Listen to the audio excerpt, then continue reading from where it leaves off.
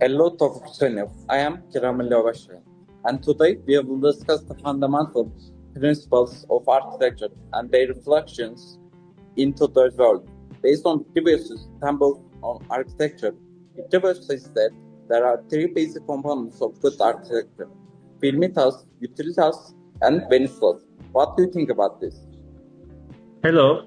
First of all, thank you for this kind invitation. These three principles of Vitruvius have formed the basis of architecture for centuries and still retain their validity. I also attach great importance to these principles. I believe that a building should be solid, useful, and beautiful. What do you think about perimeters, the principle of strength? Why is it so important for a building to be strong? Strength is the foundation of a building. A building must first be safe and stand for many years. It must be resistant to natural disasters, weather conditions, and the ravage of times. For this reason, I attach great importance to issues such as the selection of building materials, the construction of foundations, and the walls. What do you think about utilitas, the principle of utility? What does it mean for a building to be useful? Utility means that a building is suitable for its purpose and functional. It should meet the needs of its users and provide a comfortable and usable living space. Issues such as the planning of the building, the arrangement of rooms, lighting, and ventilation are important elements of the principle of utility. What do you think about venusulas, the principle of beauty? Why is it so important for a building to be beautiful? Beauty means that a building is aesthetically pleasing and beautiful. It should appeal to the eye and have a harmonious and balanced appearance. The preparations, decorations, and the overall aesthetics of the building are important elements of the principle of beauty. Do these three principles of Vitruvius still retain their validity in today's architecture? Absolutely. These three principles form the basis of today's architecture. A good architect tries to combine strength, utility, and beauty in their buildings.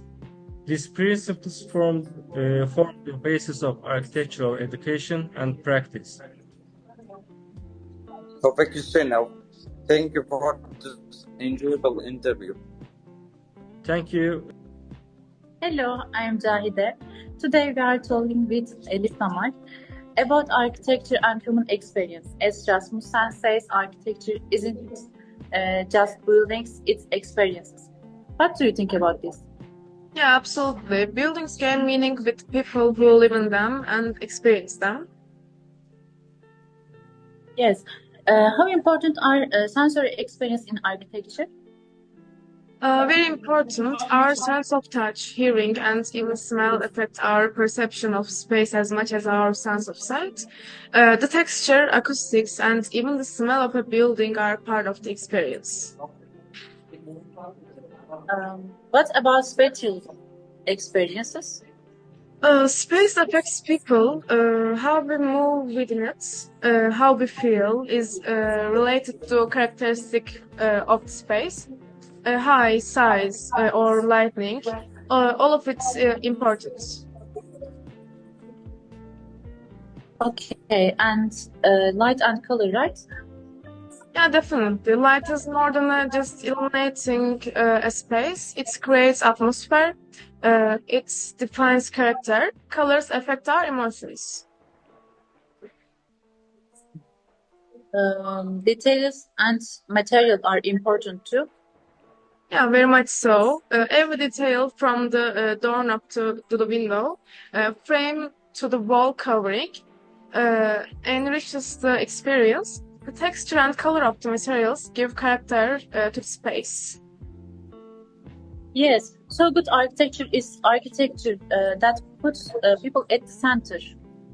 Yeah, exactly. Architecture that appeals to people's senses, that allows them to feel comfortable, that offers a pleasant experience. Thank you, Elif. It was a good conversation. Thank you. Hello, my name is Arda Nural. Today we have a guest, Usame. How are you today, Usame? I'm good, Arda. How about you? I'm good too. Can you introduce yourself for us shortly? Of course, my name is Usame. I am 19 years old and an architecture student. Okay, Usame. Today we are talking about architecture and human experience. The ideas of Rasmussen and Vitruvius are important in this regard. What do you think? I think both emphasize that architecture is related to people, but they approach it from different angles and different line of vision.